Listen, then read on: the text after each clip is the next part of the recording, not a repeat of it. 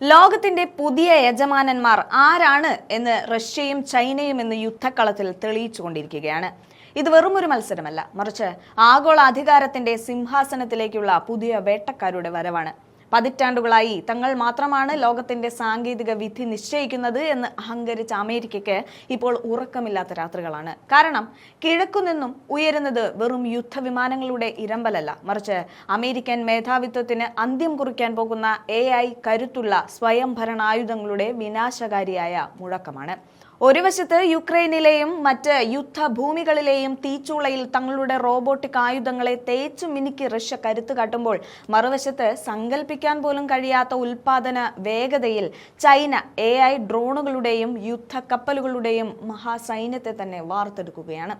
വൻ പ്രഖ്യാപനങ്ങളിലും പഴയ പ്രതാപത്തിലും അമേരിക്ക അഹങ്കരിക്കുമ്പോൾ, പ്രായോഗിക യുദ്ധതന്ത്രങ്ങളിലും വിന്യാസത്തിലും റഷ്യയും ചൈനയും ബഹുദൂരം മുന്നിലെത്തിക്കഴിഞ്ഞു. അടുത്ത തലമുറയിലെ AI ഡ്രോണുകൾ വെറുമൊരു ക്യാമറ പ്ലാറ്റ്ഫോം മാത്രമല്ല, അവയ്ക്ക് ലക്ഷ്യങ്ങളെ സ്വയം തിരിച്ചറിയാനും ഭീഷണി വിലയിരുത്താനും ആക്രമണ പാത തിരഞ്ഞെടുക്കാനും കഴിയും. ഒരൊറ്റ കമാൻഡിൽ 100 കണക്കിന് ഡ്രോണുകൾ ചേർന്ന് വ്യോമ പ്രതിരോധം തകർക്കുന്ന സ്വാം രീതി അമേരിക്കൻ പ്രതിരോധ സംവിധാനത്തെ അമ്പരപ്പിച്ചിരിക്കുകയാണ്. ചൈനയുടെ ഉയർച്ചയാണ് വാഷിംഗ്ടണിന് ഇന്ന് ഏറ്റവും വലിയ തലവേദന. ലോകത്തിന്റെ നിർമ്മാണ കേന്ദ്രമെന്ന പദവി ഉപയോഗിച്ച് ചൈന സൈനിക AI സംവിധാനങ്ങൾ അതിവേഗം വികസിപ്പിക്കുന്നു. സിവിൽ മിലിറ്ററി ഫ്യൂഷൻ എന്ന നയത്തിലൂടെ സ്വകാര്യ ടെക് കമ്പനികളെയും സർവകലാശാലകളെയും പ്രതിരോധ വ്യവസായത്തെയും ഒരേ ലക്ഷ്യത്തിലേക്ക് ചൈന കൂട്ടിച്ചേർത്തു. ഇതിന്റെ ഫലമാണ് ജിയൂഷൻ അഥവാ ഹൈ സ്കൈ ഡ്രോൺ മാതൃകാ കപ്പൽ. ആകാശത്തിലെ ഒരു കമാൻഡ് കപ്പലായി പ്രവർത്തിക്കുന്ന ഇതിന് ഒരേ സമയം വലിയൊരു സംഘം കാമികാസെ ഡ്രോണുകളും വിന്യസിക്കാൻ കഴിയും. സമുദ്രരംഗത്തും ഹൈ ക്ലൗഡ് പോലുള്ള സ്വയംഭരണ കപ്പലുകളിലൂടെ അമേരിക്കൻ നാവികസേനയുടെ പരമ്പരാഗത ആധിപത്യത്തെ ചൈന വെല്ലുവിളിക്കുന്നുണ്ട്. റഷ്യയുടെ കാര്യം എടുക്കുകയാണെങ്കിൽ, കടുത്ത സാമ്പത്തിക ഉപരോധങ്ങൾക്കിടയിലും മോസ്കോ തങ്ങളുടെ യുദ്ധാനുഭവങ്ങളെ ആയുധ വികസനമാക്കി മാറ്റുകയാണ്. യുക്രൈൻ യുദ്ധം റഷ്യയ്ക്ക് ഒരു വലിയ ലബോറട്ടറിയായി മാറി. റഷ്യയുടെ ലാൻഡ്സെറ്റ് ഡ്രോണുകൾ ഇപ്പോൾ മനുഷ്യ ഇടപെടലില്ലാതെ തന്നെ ടാങ്കുകളെയും റഡാറുകളെയും വേട്ടയാടാൻ പ്രാപ്തമാണ്.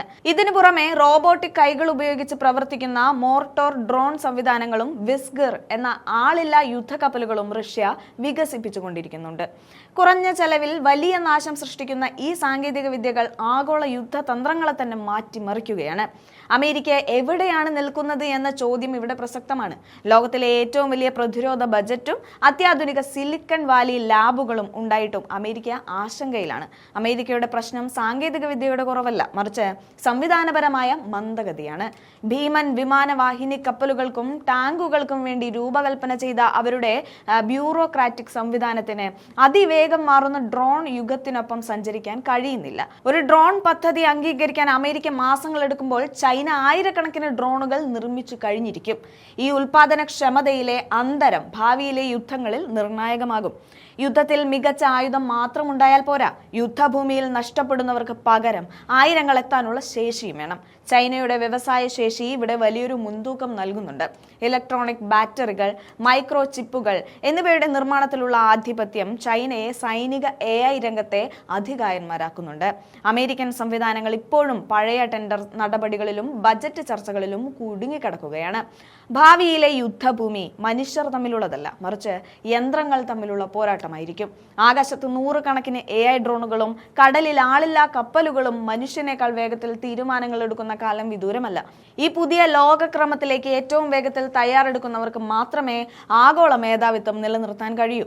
അമേരിക്ക ഇപ്പോഴും ശക്തരാണ്, പക്ഷേ പഴയ മഹത്വം മാത്രം ഭാവി വിജയത്തിന് ഉറപ്പു നൽകില്ല. ചൈനയുടെ ഏകോപിത തന്ത്രവും റഷ്യയുടെ യുദ്ധകാല പരിണാമവും അമേരിക്കയെ 2ാം സ്ഥാനത്തേക്ക് തള്ളുമോ എന്ന് ലോകം ഉറ്റുനോക്കുകയാണ്. അമേരിക്കയ്ക്ക് ഇനി എതിരാളികളെ ചെറുതായി കാണാനുള്ള സമയം കഴിഞ്ഞു. ഒന്നുകിൽ തങ്ങളുടെ സംവിധാനങ്ങളെ ഉടച്ചു വാർത്ത് പുതിയ മത്സര രംഗത്തേക്ക് ചാടുക, അല്ലെങ്കിൽ ചരിത്രത്തിലെ പിന്നാമ്പുറങ്ങളിലേക്ക് മറയുക. ഈ 2 തെരഞ്ഞെടുപ്പുകൾ മാത്രമാണ് ഇന്ന് വാഷിംഗ്ടണ് മുന്നിലുള്ളത്.